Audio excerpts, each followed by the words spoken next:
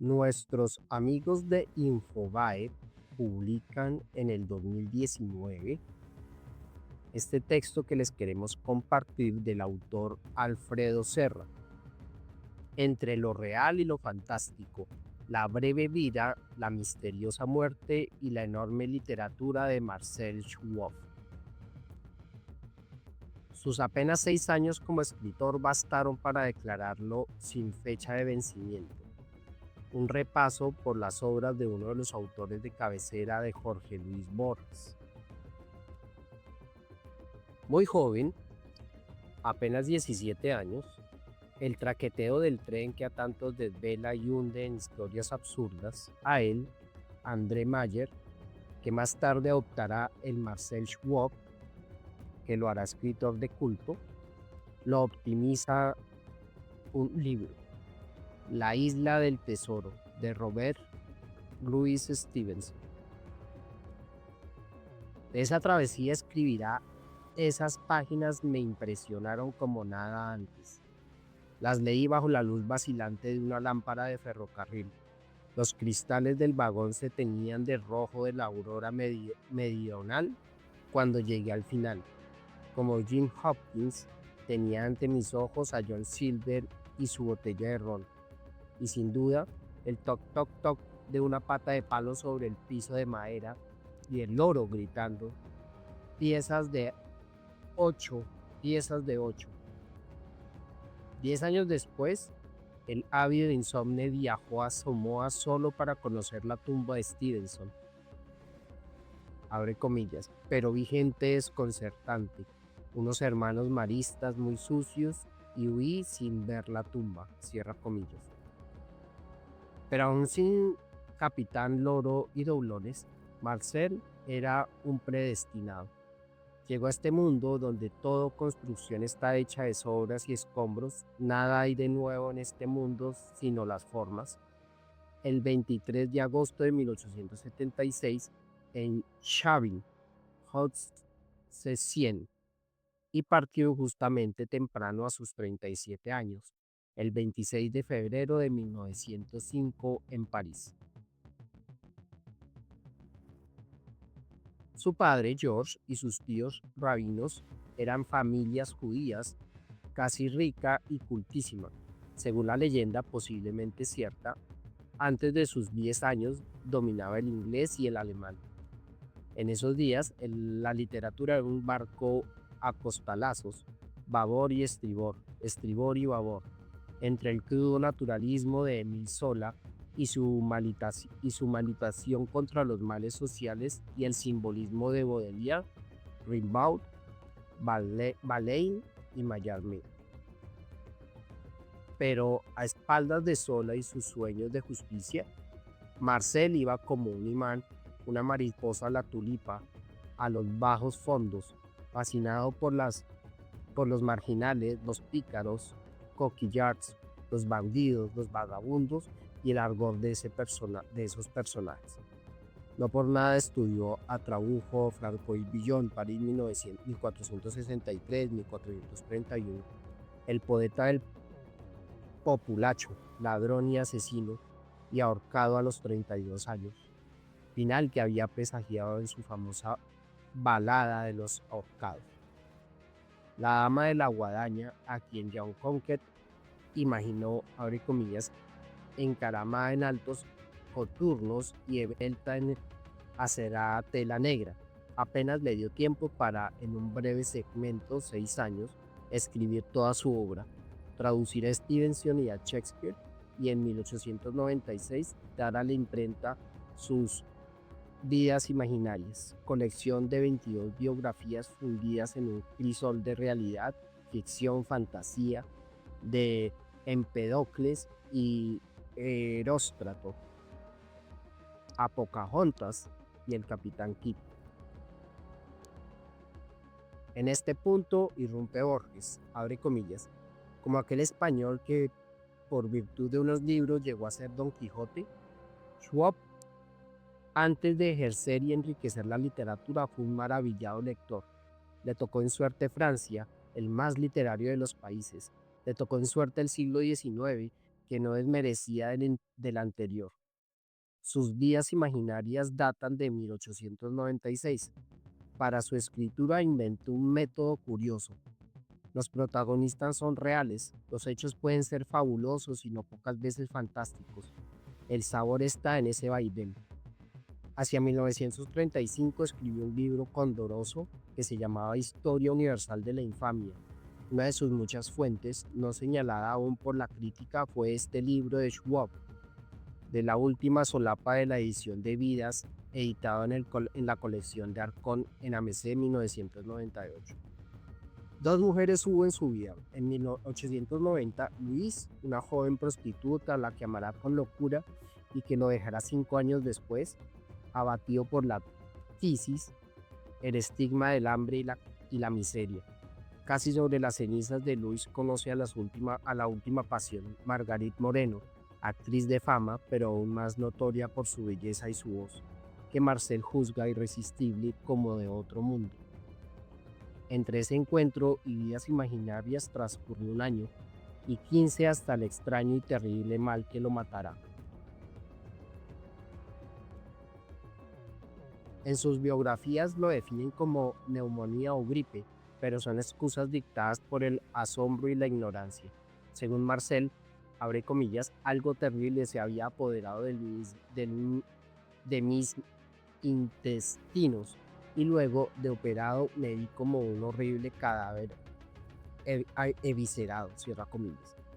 El triste final de Lois le inspiró los magníficos cuentos reunidos en el libro de Moneda. Sus cuentos, a veces mágico cóctel de relato y poema, inspiraron a gigantes, entre ellos Faulkner y Guy. Pero la historia de la cruzada de los niños, perla de la corona, tiene el delito de contarla con perdón.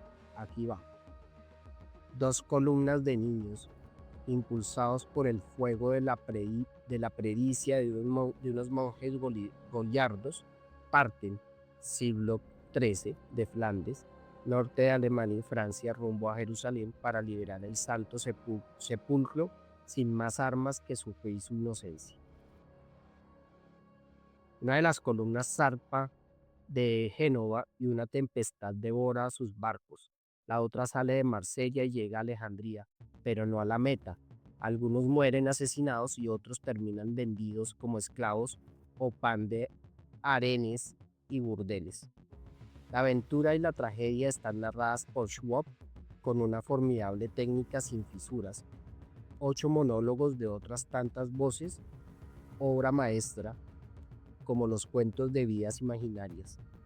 El hijo, porque sí, Catherine, la encajera, subtitulada Ramera, enamoradiza. Pero solo unas líneas, un aperitivo para la gula del lector impenitente. Nació hacia mediados del siglo XV en la calle de Pergaminería, cerca de la calle de San Jacobo, durante un invierno tan desapacible que los globos corrían a través de París sobre la nieve. Una mujerzuela de nariz muy colorada bajo su capirón la recogió y la crió. Los primeros años puede decirse que lo pasó jugando bajo los soportes con Peretin, Guillinet, Yesebu y Yenatón, que llevaban unos vestidos cortos y sumergían sus manitos plegadas de saballones en los arroyos para atrapar pedazos de hielo. También se entretenían en mirar a los fulleros que hacían trampas a los transeúntes, y en el juego de tablas se llamaba San Mary, cierro comillas. Y hasta aquí llego. Prosa límpida, tersa, perfecta, imposible de abandonar con 2 nombres que Marcel confesaba como sus influencias, Poe y Stevenson. Y con una adenda persona de quien esto escribe. Consiga los cuentos completos de Schwab. No pueden faltar en biblioteca alguna de lectores en estado puro y sin ciertas contaminaciones, descarados polizones y en la nave sagrada de la gran literatura. Y deténgase en La flauta, uno de los primeros que escribió, La tempestad nos había lanzado muy lejos de la costa que solíamos correr, etc. Un Korat puro, como si Marcel hubiera negado toda su vida y capeado huracanes y tifones. Como Julio Verne, viajando a la luna y al centro de la tierra y a los más profundos misterios del mar, sin moverse de Nantes y sus alrededores, como quien dice, del barrio.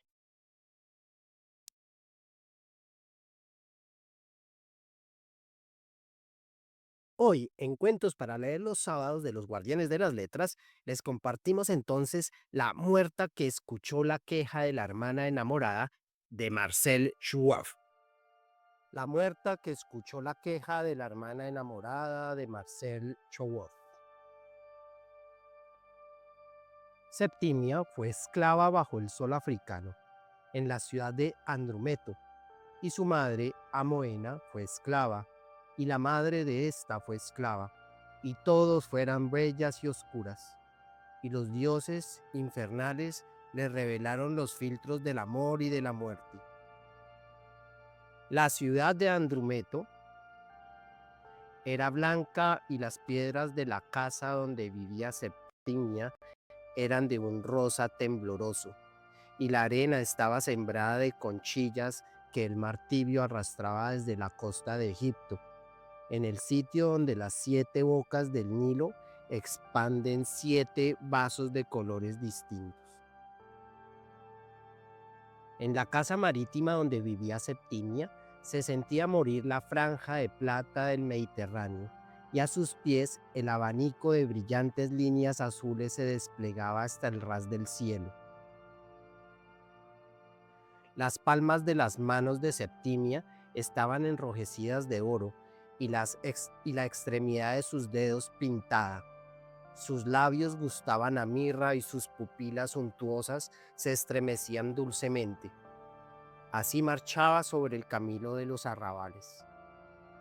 Septimia se enamoró de un joven libre, Sextilius, hijo de Dionisia, pero no es permitido el amar a aquellas que conocen los misterios subterráneos, porque ellas están sometidas al adversario del amor, que se llama Anteros. Y así como Eros dirige el resplandor de los ojos y agudiza la punta de las flechas, Anteros tuerce las miradas y espesa la acritud de las facciones. Es un dios bienhechor que habita en medio de los muertos. No es cruel como Eros, posee el filtro que otorga el olvido. Sin embargo, es impotente para arrojar a Eros de un corazón ocupado. Entonces aprisiona el otro corazón. Así, Anteros lucha contra Eros. He aquí por qué Sextilius no podía amar a Septimia. Septimia conocía la potencia de Anteros en los ojos bajos de Sextilius, y cuando el temblor purpúreo opresionó al aire del atardecer, salió sobre el camino que va de Andrumeto hasta el mar.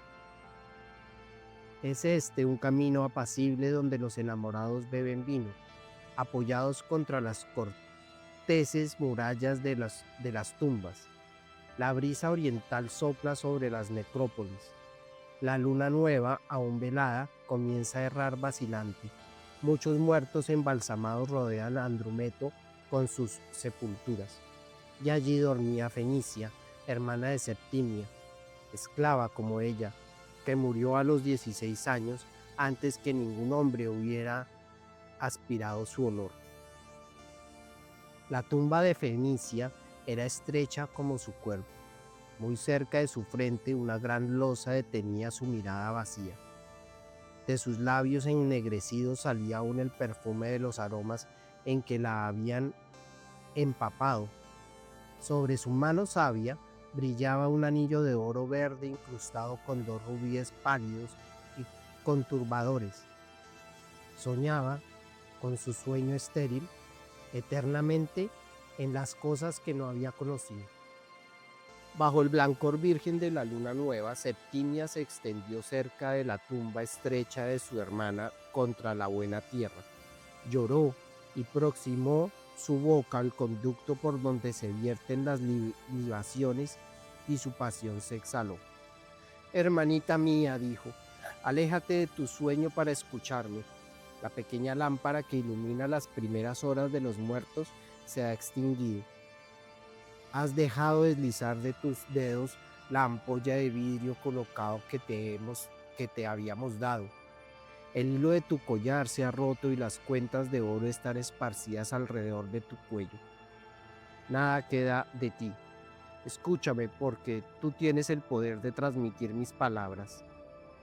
Vete hacia la celda que conoces y suplica a Anteros, suplica a la diosa Hathor, suplica a aquel cuyo cadáver despedazado fue llevado por el mar en un cofre hasta Babilonia. Hermana mía, ten piedad de un dolor desconocido. Haz que Sextilius, hijo de Dionisia, se consuma de amor por mí, Septimia, hija de nuestra madre Amoena, o llévanos a los dos a la mansión de las tinieblas. Ruega a Anteros que enfríe nuestros alientos, si rehúsa el que Eros lo haga arder. Muerta perfumada, acoge la libación de mi voz. Acharramachala, acharramachala, la. Enseguida, la Virgen embalsamada se levantó y penetró bajo la tierra, los dientes descubiertos, y Septimia, avergonzada, corrió en medio de los sarcófagos. Hasta la segunda noche permaneció en compañía de los muertos. Espió la luna fugitiva, ofreció su garganta a la mordedura del viento marino. Fue acariciada por los primeros resplandores del día. Después volvió a Andrumeto y su larga túnica azul flotaba a sus espaldas.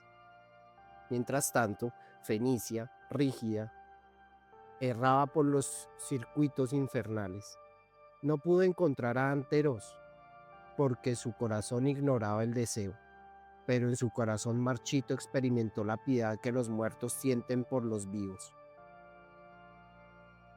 Entonces, la tercera noche, a la hora en la que los cadáveres se libertaron para cumplir los encantamientos, hizo mover sus pies ligados por las calles de Andrumeto.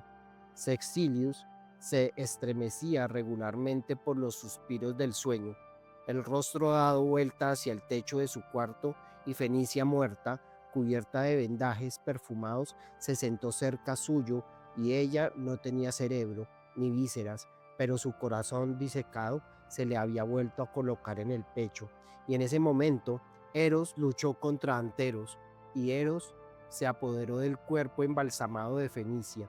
Enseguida deseó el cuerpo de Sextilius, a fin de que estuviera acostado entre ella y su hermana Septimia en la mansión de las tinieblas. Fenicia puso sus labios marchitos sobre la boca de Sextilius, y la vida se escapó de él. Después se fue a la celda de la esclava Septimia y la tomó de la mano, y Septimia, dormida, se dio la mano de su hermana. Y el beso y el abrazo de Fenicia hicieron morir, casi a la misma hora de la noche, a Septimia y a Sextilius. Tal fue el epílogo fúnebre de la lucha de Eros contra Anteros, y las potencias infernales recibieron a la vez una esclava y un hombre libre. Sextilius está acostado en la necrópolis de Andrumeto, entre la maga Septimia y su hermana la Virgen Fenicia. El texto del encantamiento está inscrito sobre la placa de plomo enrollado y atravesado por un clavo que la maga deslizó en el conducto de las libaciones de la tumba de su hermana. Hacemos la invitación para que nos acompañen la próxima semana para escuchar El Señalero de Charles Dickens. Compartan este contenido con amigos que disfruten de los buenos cuentos y de los muy buenos libros.